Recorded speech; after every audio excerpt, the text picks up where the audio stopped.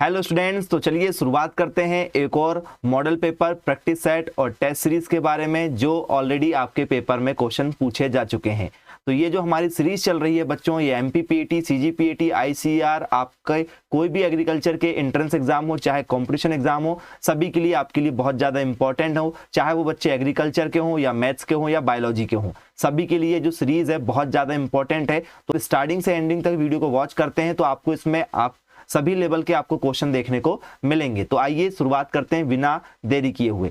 तो पहला क्वेश्चन आपसे जो पेपर में पूछा गया बच्चों, ये क्या क्वेश्चन आप देख सकते हैं, क्या लिखा हुआ है क्वेश्चन में। तो सर ये क्वेश्चन लिखा हुआ है श्वसन का ठीक है, अनुक्रमिक भाग है। श्वसन का कैसा भाग है? अनुक्रमिक भाग है। द सिक्वेंशियल, ठीक है, पाथवे ऑफ रेस्पिरेशन इज। यदि आप रेस्पिरेशन सिस्टम देखे होंगे आप लोगों ने तो आपको सबको पता है बच्चों रेस्पिरेशन सिस्टम क्या होता है हमारा। तो बोले सर ऐसा रेस्पिरेशन सिस्टम जिसमें क्या, कहां से चालू होती चीजें? तो बोले सर चीजें चालू होती है हमारी किससे? बोले सर चीजें चालू होती है हमारी ग्लूकोज से। चीजें चालू होती हैं ग्लूकोज से चालू होती हैं और वो धीरे धीरे जाती है आपकी ग्लाइकोसिस, ठीक है, टीसीए और आपका ईटीसी में जाती है। कहां तक जाती है? आपका ईटीसी तक में जाती है। तो देखते हैं इसका आंसर क्या बनेगा आपका। तो आप ये देख सकते हैं बच्चों, यदि आपसे क्या पूछा जाता है, टीसीए का फुल फॉर्म पूछा जाता है तो ट्राई कार्बोक्सिलिक एसिड साइकिल क्या होता है बच्चों? टीसीए का फुल फॉर्म होता है। टीसीए का फुल फॉर्म होता है ट्राई कार्बोक्सिलिक एसिड, इसका फुल फॉर्म होता है। यदि आपका ईटीसी आ जाए, ईटीसी क्या होता है? तो भाई इलेक्ट्रॉन ट्रांसपोर्ट सिस्टम। मतलब सबसे लास्ट में जब आप ये चार्ट बनाएंगे तो उस चार्ट में आपको क्या देखने को मिलेगा? तो स्टार्टिंग होती है आपकी टीसीए साइकिल से। टीसीए साइकिल जब होता है जिसको हम लोग क्रैब साइकिल कहते हैं, ठीक है, अन्य नाम से इसका क्रैब साइकिल की प्रोसेसिंग होती है इसी में। इसे हम क्या कहते हैं बच्चों? इलेक्ट्रॉन ट्रांसपोर्ट सिस्टम कहते हैं, क्योंकि इसमें इलेक्ट्रॉन का क्या होता है, ठीक है, स्थानांतरण होता है। उसे भी हम बताते हैं आपको डायग्राम के थ्रू। ये देखिए, यदि आपका श्वसन क्रिया होती तो श्वसन क्रिया कैसी होगी जरा उस पर एक बार देखते हैं। तो क्या होगा बच्चों? The sequential pathway of the respiration. श्वसन का अनुक्रमिक भाग क्या होता है? तो भाई अनुक्रमिक भाग में क्या बनता है आपका? तो सर ये रिएक्शन जब यदि होती है तो इसमें क्या बनेगा? ग्लूकोज। ग्लूकोज जब टूटता है बच्चों किसमें टूटता है? ठीक है, ग्लाइकोसिस में टूटता है, जिससे एटीपी निकलते हैं। तो आपको पता है बच्चों 36 एटीपी निकलते हैं आपके, ठीक है, 36 एटीपी निकलते हैं, 2 एटीपी एक्स्ट्रा हो जाते हैं आपके आकर। तो टोटल ऐसे कितने एटीपी हो जाते हैं बच्चों? 38 एटीपी हो जाते हैं। एटीपी का फुल फॉर्म आपको पता है तो कमेंट कीजिएगा, एडिनोसाइन ट्राइफॉस्फेट। कमेंट जरूर करें, एडिनोसाइन ट्राइफॉस्फेट में टूटते हैं, ठीक है, जिससे क्या बनता है बच्चों? आपका पायरुवेट बनता है। पायरुवेट किस में टूटता है बच्चों? आपका एसिटाइल, ठीक है, इसमें टूटता है। अभी एसिटाइल किस में टूटता है बच्चों? आपका टीसीए फॉर्म साइकिल में टूटता है, और क्रेब्स साइकिल जिसे हम लोग कहते हैं, और ये टूटते हैं बच्चों आपके इलेक्ट्रॉन में। तो जो रिएक्शन आपकी ये हुई, ये रिएक्शन आपकी क्या कहलाएगी? तो सर ये कहलाएगी आपकी ग्लाइकोसिस। ग्लाइकोसिस से होते हुए टीसीए साइकिल, टीसीए साइकिल से होके ईटीएस पाथवे। आपने अभी देखा, मैंने डायग्राम में भी बनाया। तो श्वसन किसमें होता है बच्चों? ठीक है, तो चालू होता है आपका ग्लाइकोसिस से, ग्लाइकोसिस के बाद में टीसीए से, टीसीए से के बाद में आपका इलेक्ट्रॉन ट्रांसपोर्ट सिस्टम में। यदि पेपर में आता है तो आपको ये लिखना होगा। क्लियर हो गया? लिख सकते हैं आप लोग। तो बोले जो ग्लाइकोलाइसिस होता है आपका टीसीए चक्र और पायरुवेट, ठीक है, डिहाइड्रोजनेज होता है, इसके द्वारा टूटता। तो आप ये देख भी सकते हैं, ठीक है, टीसीए साइकिल में आपको देखने को मिलेगा। इंग्लिश में भी आप देख सकते हैं क्या लिखा है? ग्लाइकोलाइसिस, ठीक है, and the TCA cycle are linked by the linking reaction, ठीक है, कैटालिसिस के जैसे ठीक है, पायरुवेट क्या करता है यहाँ पर? काम करता है। पायरुविक जिसको बोलते हैं, क्या बोलते हैं? पायरुविक बोलते हैं। ये भी आपके सिलेबस में आपको देखने को मिलेगा बच्चों, ठीक है, बायोलॉजी का एक क्वेश्चन है। फिर नेक्स्ट क्वेश्चन आपका आ जाता है बच्चों, मोलस्का। आइडेंटिफाई द, ठीक है, मोलस्का दैट, ठीक है, अटैक प्लांट। मोलस्का की पहचान कीजिए जो किस पर हमला करता है बच्चों? पौधों पर हमला करते हैं। तो भाई पौधों पर कौन हमला करता है? तो ये मोलस्का है। आपने सबने आपके एरियो में देखा होगा, ठीक है, हम लोग इसे शंख वाली इल्ली भी कहते हैं, ये आपको देखने को मिल जाएगी बच्चों। तो इसे हम लोग मोलस्का कहते हैं, इसे हम लोग कहते हैं स्नेल कहते हैं, इसे हम लोग क्या कहते हैं? घोंगा कहते हैं, जो आपके पौधों पर हमला करती है, पौधों को क्या कर देती है बच्चों? ठीक है, स्टार्टिंग में क्या कर देती है? खराब कर देती है। याद रखिएगा आप लोग। तो ये आपका क्या बच्चों? घोंगा है, जो पौधों पर क्या करता है? हमला करता है। आप देख सकते हैं डायग्राम के थ्रू भी, यदि नेक्स्ट टाइम यदि आपको पेपर में आ जाए तो बनना चाहिए। अब यदि बच्चों एग्जाम्पल बोले तो एग्जाम्पल आप देख सकते हैं, बहुत सारे एग्जाम्पल आपको इसमें देखने को मिलेंगे, ठीक है, आपको इसमें क्लैम मिलेगा, ठीक है, मसल मिलेगा, ऑक्टोपस मिलेगा, पेला मिलेगा, ये आपको एग्जाम्पल देखने को मिल जाएंगे, ठीक है। अब यदि आपसे पूछा जाए तो ये देखिए, ये स्नेल आपने देखा है, स्नेल घोंगा जिसे कहते हैं, ये आप एक और एग्जाम्पल के थ्रू देख सकते हैं। और बच्चों यदि आपसे पूछा जाए भाई ये कौड़ी क्या होती है, मसल क्या होती है? ये कौड़ी देखिए आप समुद्र में आपको ऐसी दिखाई देती है, इसे खाया भी जाता है, कुछ लोग इसे खाना पसंद भी करते हैं। कौड़ी है ये, ठीक है, मसल है, समुद्र में आपको देखने को मिलती है, सीप के जैसे, ठीक है, आपकी मोती के जैसे आपको देखने को मिलेगी, सीप नुमा में आकृति में देखने को मिलेगी आपको। और ये बच्चों आपका ऑक्टोपस 8 पैर वाला, 1 2 3 4 5 6 7 8 पैर 12 आपको ऑक्टोपस दिख जाएगा। ऑक्टोपस के बाद में बच्चों यदि आपसे कोई पूछे, ठीक है, कि स्क्वाड क्या होता है, स्क्वाड क्या होता है, ये देखो ये सब आपको समुद्र में मिल जाएंगे। तो आपका ये क्या हो जाता है बच्चों, स्क्वेड हो जाता है, ये आपको समुद्र के अंदर इस टाइप से दिखाई देता है। तो याद रखेंगे, आप सबके नाम याद रखेंगे कौन किस कैसे होते हैं। तो ये आपके उदाहरण भी है, उसमें कौन कौन से उदाहरण आते हैं आपके मोलस्का में। तो आपका आता है नियोपाइलिना आता है, काइटिन आता है, पाइला आता है, हेलिक्स आता है, ठीक है, लाइमेक्स आता है, डोरिक्स आता है, ठीक है, डेंटेलियम आता है, सीप आपको मैंने बताया था, मोती आता है, आपका सीपिया आता है, नोटिलस आता है और ऑक्टोपस आता है। ये सबके सब किससे एग्जाम्पल है बच्चों, तो सर बोले ये सबके सब एग्जाम्पल है हमारे मोलस्का के। तो पाइला जो होता है बच्चों, इसका साधारण नाम घोंगा है, जो हम लोग इसे क्या बोलते हैं, एप्पल स्नेल के नाम से जानते हैं। ये तालाब में, पोखर के किनारे, आपको नदी के किनारे देखने को मिल जाएगा। ऑक्टोपस कहाँ देखने को मिलता है, समुद्र में पाया जाता है, इसे हम लोग डेविल फिश के नाम से भी जानते हैं। काइटिन को क्या कहा जाता है बच्चों, समुद्री चूहिया कहा जाता है, ये भी आपको देखने को समुद्र में मिलेगा, ठीक है, समुद्र में देखने को मिल जाएगा आपको काइटिन। डोरिस देखने को मिल जाएगा, समुद्री नींबू कहा जाता है, ठीक है, ठीक है। एप्सिलिसिया को समुद्री खरगोश कहा जाता है, कुंडलिनी को उद्यान घोंगा कहा जाता है, ठीक है, एलोलिसिस को समुद्री स्लग कहा जाता है, ऑक्टोपस को सरंगमीन के नाम से जाना जाता है। तो ये सबके सब जो नाम आपको बताए गए हैं ये पेपर में कई बार आ चुके हैं, और ये सबके सब किस में आते हैं बच्चों, मोलस्का में आते हैं। घोंगा, ठीक है, घोंगा, काइटिन, आपका डोरिक्स, ठीक है, ये सबके सब आपके किस में आते हैं बच्चों, समुद्री, ठीक है, मोलस्का है जो मोलस्का, ये सब क्या है बच्चों आपके, ठीक है, किस संघ में आते हैं, आपने पता है भाई, आपका काइटिन किस संघ में आता है, तो सर मोलस्का संघ में आता है। तो मोलस्का संघ आप याद रखेंगे। फिर नेक्स्ट क्वेश्चन आपके पेपर में एक आया हुआ केमिस्ट्री का, बहुत ही शानदार क्वेश्चन है, दिखने में बहुत ज्यादा टफ है, इसकी एक शॉर्ट ट्रिक है जिससे हम बताएंगे आपको। 20 ml आपको M/20 का दिया हुआ है, Na3 सोडियम कार्बोनेट दिया हुआ है। क्या दिया हुआ है आपको, सोडियम कार्बोनेट। Na2CO3 को क्या कहते हैं बच्चों, तो NO2 को हम लोग कहते हैं सोडियम कार्बोनेट। क्या कहते हैं, सोडियम कार्बोनेट इसका नाम है। Na2CO3 का नाम क्या है, सोडियम कार्बोनेट। क्या नाम है इसका, सोडियम कार्बोनेट। कल को आपसे पेपर में सिर्फ और सिर्फ फॉर्मूला पूछ लिया जा सकता है, तो याद रखेंगे सोडियम कार्बोनेट इसका नाम है। Solution require 20.2 ml of HCl for the complete, ठीक है, neutralization indicated by the change in colour of methyl orange indicator from the, ये आपका प्रैक्टिकल का क्वेश्चन है, ठीक है, याद रखेंगे। उसके बाद में indicator yellow to red, yellow से क्या हो जाता है, रेड हो जाता है। What is the strength of HCl in, ठीक है, gram per litre use in the neutralisation reaction, लाल रंग में मैथिल नारंगी संकेतक के रंग में बदलते हुए पूर्ण रूप से निष्प्रभावीकरण हेतु HCl के 20.2 मिलीलीटर की 20 मिलीलीटर के M/20 निर्जल Na2CO3 विलयन हेतु आवश्यकता होती है। निष्प्रभावीकरण अभिक्रिया में प्रयोग किए जाने वाले HCl की ग्राम लीटर में दक्षता ज्ञात कीजिए। भाई निष्प्रभावीकरण में, तो भाई निष्प्रभावीकरण मतलब ये कितना दिया, M/20 के लिए दिया, मतलब 1/20 के लिए दिया है, तो ये टोटल के लिए दिया। यदि हमको निष्प्रभावीकरण के लिए आएगा तो हम लिखेंगे 1/10, आधा लिखेंगे, 20 है तो आधा, 40 है तो उसका कर दो आप 20 कर दो, ठीक है, ये ट्रिकी है। इसके साथ में आपको HCl निकालना है, तो आपको क्या लिखना है, HCl का क्या लिखना है, आपको परमाणु भार लिखना है। क्या लिखना है आपको, HCl का परमाणु भार, एटॉमिक मास। क्या लिखना है आपको यहाँ पर, उसका एटॉमिक मास लिख दीजिए आप, ठीक है, 1/10 का 1/10। HCl का एटॉमिक मास बोले सर H का होता है 1, और HCl का वजन कितना होता है, H का वजन होता है 1, याद रखेंगे H का वजन होता है 1, Cl का वजन होता है बच्चों 35 समथिंग 35, ठीक है, तो इसका होता है 35, ठीक है, 35 दशमलव में होता है, हम राउंड फिगर करेंगे, क्वेश्चन आंसर भी हमारा राउंड फिगर में जाएगा। 1/10 का 1/10, 35 और 1 कितना हो गया, बोल सर 36 हो गया। ये देखो, तो ऊपर क्या है आपका 1, तो 1 के साथ गुणा हुआ तो क्या हो गया, ये बोल सर ये 36 बन जाए, कितना हो गया, बोल सर 36 का 36, 36 से कम 36 बटे में 10 आ गया। ये देखो 10 आ गया, 10 से जरा भाग देखे देखो आप 36 में, तो बोले क्या हो गया सर, बोले 10 दिया 30 हो गया, बोले यस सर।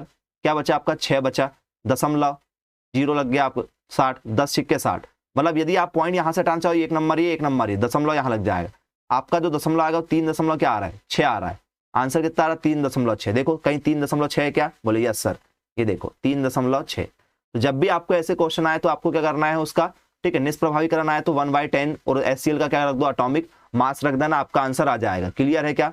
नेक्स्ट क्वेश्चन आप ये देख सकते हैं बच्चों, ये पीरियोडिक टेबल है, ये कहां से आए, देखो ये हाइड्रोजन का एटॉमिक नंबर, ये देखो ये लिखा हुआ है 1.08, 1.0008 करके लिखा। तो सर राउंड फिगर हमने क्या माना था, 1 माना था एटॉमिक नंबर, आपको Cl था, ठीक है, Cl का एटॉमिक नंबर ये ऊपर लिखा हुआ है, देखो 35.45 लिखा है।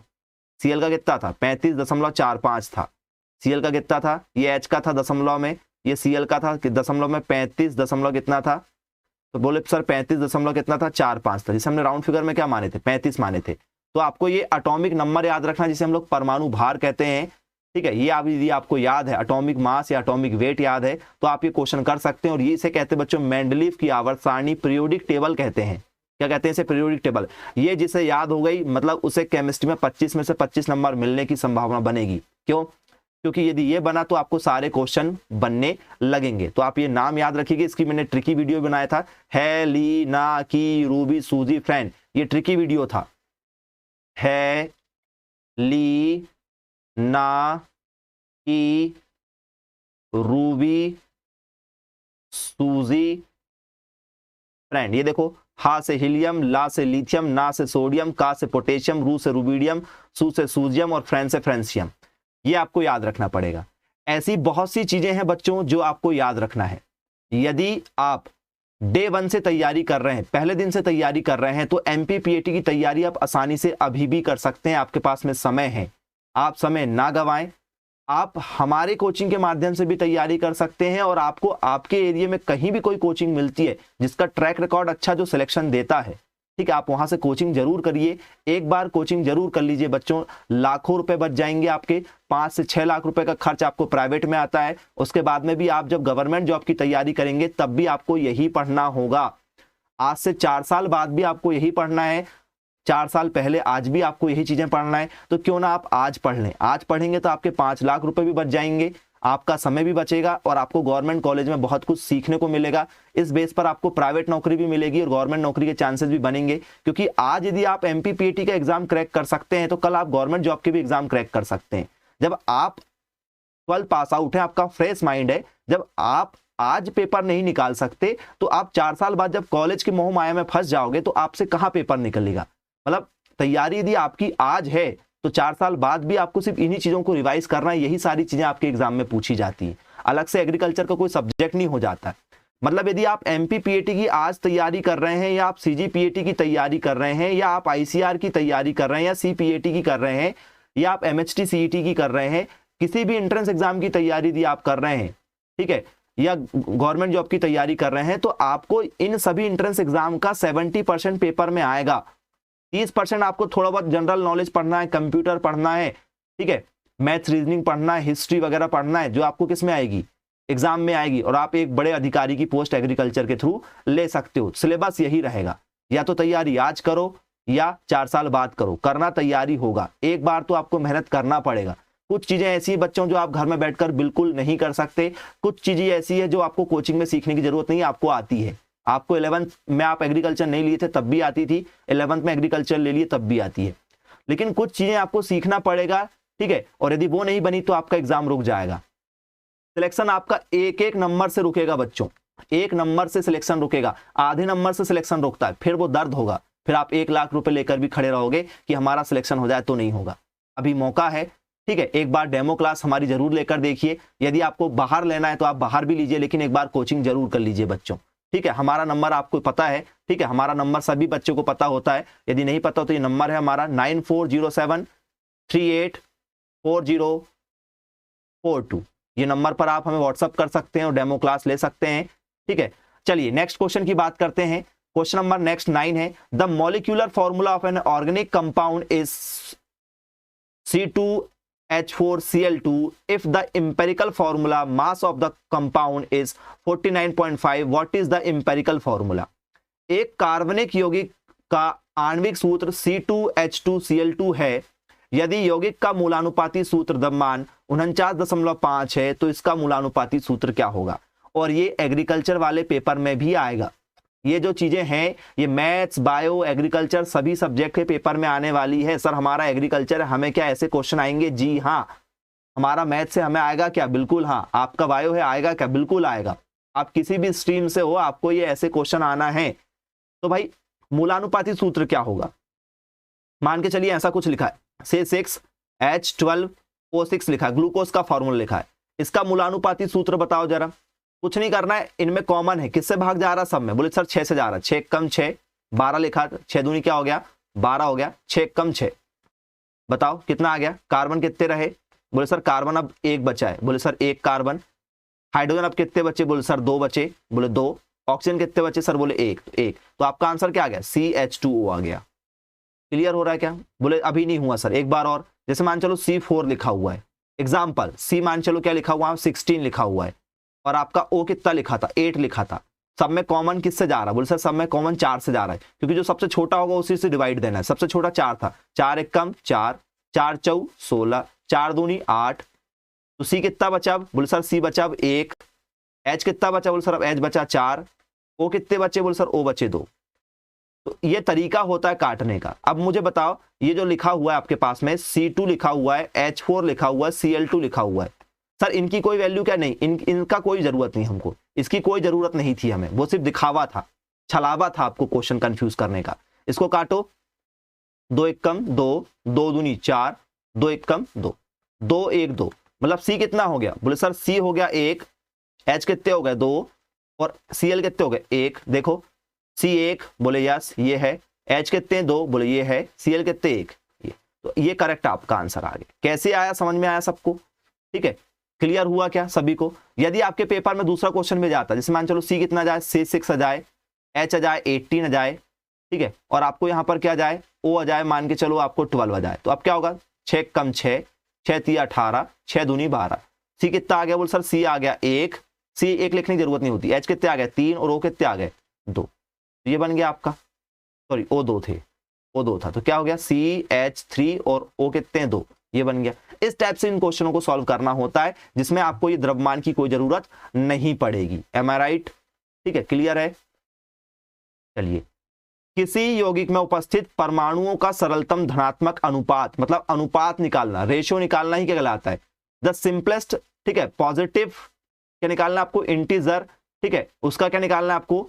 रेशियो निकालना है, ratio of the atom present in the compound. एक सिंपल रेशियो निकालना, उसे ही कहा जाता है। क्लियर है क्या?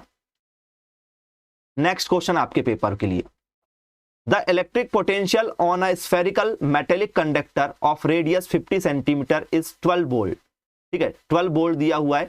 Find the electric field and the electric potential at the centre of this spherical shell.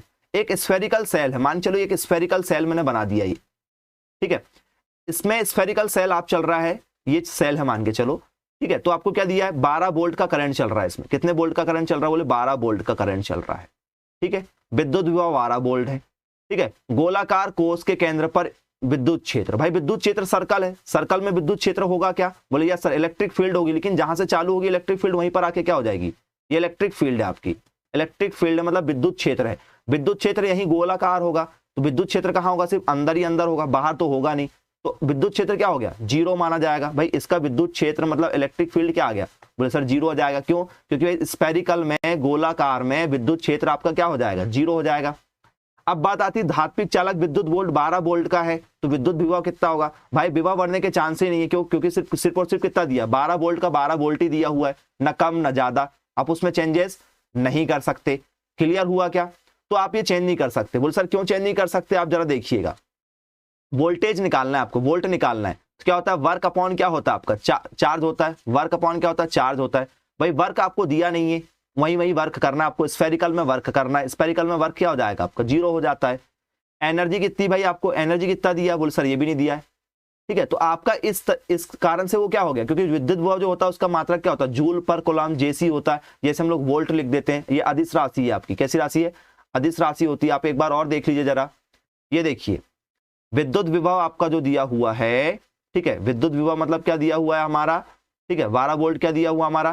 ठीक है, इलेक्ट्रिक पोटेंशियल दिया हुआ, जो चार्ज है हमारा वो दिया हुआ है आपको। ठीक है, इस कारण से ये इसमें आपको और दूसरी चीजें नहीं दी थी। हाँ 12 वोल्ट, 15 वोल्ट, 18 वोल्ट दिया जाता तो फिर हम वहां पर एक नया फॉर्मूला लगा देते। तो ये ट्रिकी था। यदि जो भी इस टाइप से आपको गोलाकार कोष में दिया जाएगा, ठीक है, तो उसका स्फेरिकल सेल में दिया जाएगा, तो आपका आंसर वही एज इट इज रहेगा, उसमें कोई भी चेंजेस नहीं होगा। बच्चों याद रखेंगे आप लोग। क्लियर है क्या सभी लोगों को?